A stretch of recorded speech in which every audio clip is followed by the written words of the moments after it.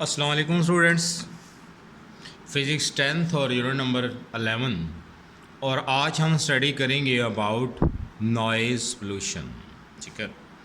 अच्छा, नॉइज़ क्या होता है? कुछ साउंड्स ऐसी होती हैं जो हमारे कानों को भली लगती हैं, अच्छा इफ़ेक्ट डालती हैं। ठीक है, वो कहलाती हैं म्यूज़िकल साउंड, या उनको हम नाम देते हैं म्यूज़िक। और म्यूज़िक वाली साउंड को हम डिफ़ाइन यूँ कर सकते हैं, द साउंड विच हैज़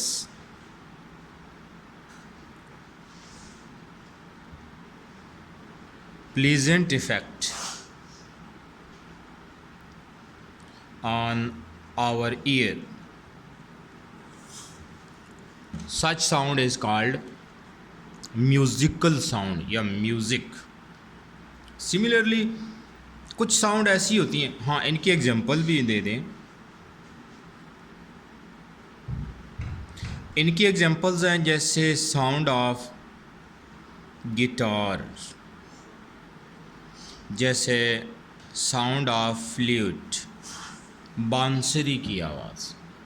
ठीक है, तो ऐसी साउंड्स जो हैं वो म्यूज़िकल साउंड या म्यूज़िक्स कहलाती हैं। ओके। अच्छा, कुछ साउंड्स ऐसी होती हैं जिनका इफ़ेक्ट हमारे कानों पर अच्छा नहीं होता, उनको हम नाम देते हैं नॉइज़। और इसको हम डिफ़ाइन यूँ कर सकते हैं कि the sounds which has unpleasant or jarring effect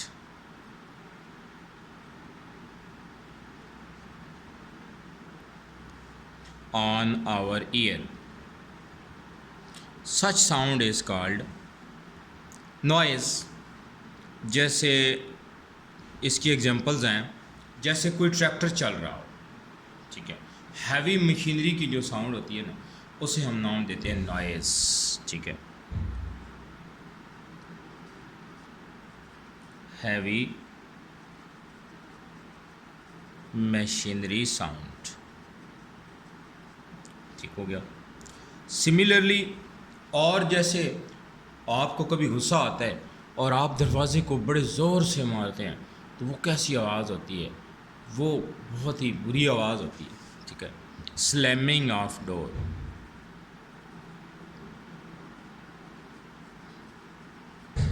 ठीक है, तो ये भी नॉइस। और इसी तरह और बहुत सारी आवाज़ें हैं, जैसे गधे की आवाज़ है, सिमिलरली मैनी मच। तो ये noise, such sounds are called noise. अच्छा, नॉइस का फिर हमारी लाइफ पे बड़ा बुरा इफ़ेक्ट भी होता है, वो हम स्टडी करेंगे कि जो नॉइस है ना, उसके हमारे हेल्थ पे इफ़ेक्ट्स क्या। ठीक है, negative effects on human health. Human health पे इसकी नेगेटिव इफ़ेक्ट क्या होती है? जो नॉइज़ पोल्यूशन है ना, उसके नेगेटिव इफ़ेक्ट बहुत सारे हैं इंसानी सेहत पर, जिसमें से चंद एक हम इनलिस्ट करेंगे यहाँ पर। फर्स्ट है जैसे हेयरिंग लॉस।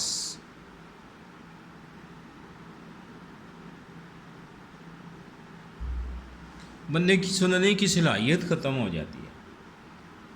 सेकेंडली है स्लीप डिस्टर्बेंस।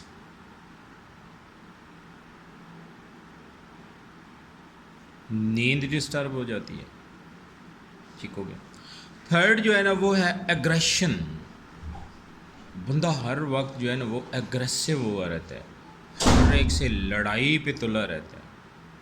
ठीक है, छक्के मारता रहता है हर वक्त जाराना मूड में रहता है, एग्रेसिव। Hyper tension. ठीक हो गया। इसी तरह हाई स्ट्रेस लेवल।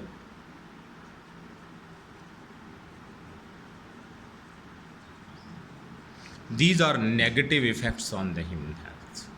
ठीक है, इसी तरह एक और भी है जो मेजर इफ़ेक्ट है, that is reasons of accidents. ऐसे हम लिख सकते हैं फ्रीक्वेंट एक्सीडेंट्स, बहुत ज़्यादा एक्सीडेंट्स ये भी नॉइज़ पोल्यूशन से आ सकते हैं। ठीक है, अच्छा safe level of the sound जो है ना वो क्या है जो वर्ल्ड में रखा गया है,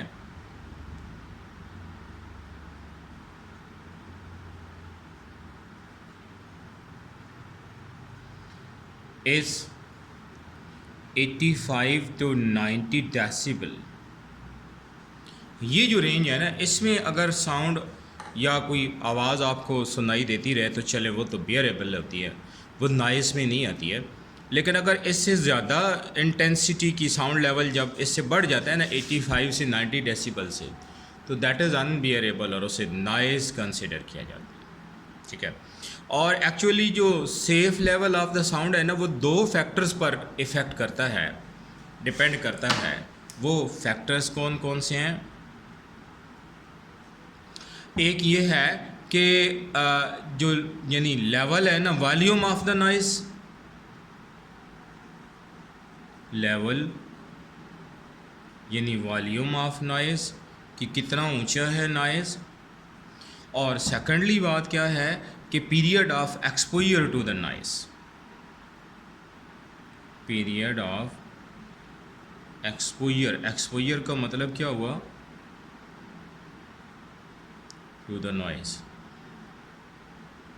कि कितनी देर तक जनाब आपके कानों पर वो बैड साउंड या वो जो जिसको नॉइज़ हम कह रहे हैं वो 1 घंटे तक, 2 घंटे तक या कितने टाइम तक पीरियड ऑफ एक्सपोजर आपके कानों पर पड़ती रही है। तो सेफ़ लेवल ऑफ साउंड जो है ना इन दो फैक्टर्स पर डिपेंड करता है। फिर हम इसको कम कैसे कर सकते हैं? कम हम ऐसे कर सकते हैं कि हम नॉइज़ी मशीनरी जिससे शोर आता है उससे उसको हम रिप्लेस कर दें विद इन्वायरमेंटल फ्रेंडली मशीनरी के साथ, कि वो मशीनरी जिससे इतना साउंड ज़्यादा नहीं प्रोड्यूस होती है उसके साथ हम रिप्लेस कर लें। फिर पुटिंग साउंड बैरियर्स और यूजिंग हेयरिंग प्रोटेक्शन डिवाइसेस, कि हम ऐसी डिवाइसेस का इस्तेमाल करें जो कि नॉइज़ को कम करती हैं और प्रोटेक्ट कर लेती हैं, या साउंड रिड्यूसिंग बैरियर्स का यूज़ करें। तो इस तरह मेथड्स हैं ये जिससे हम कम कर सकते हैं नॉइज़ पोल्यूशन। ठीक हो गया जी। तो that was today's lecture. Okay, wish you good luck, अल्लाह हाफिज़।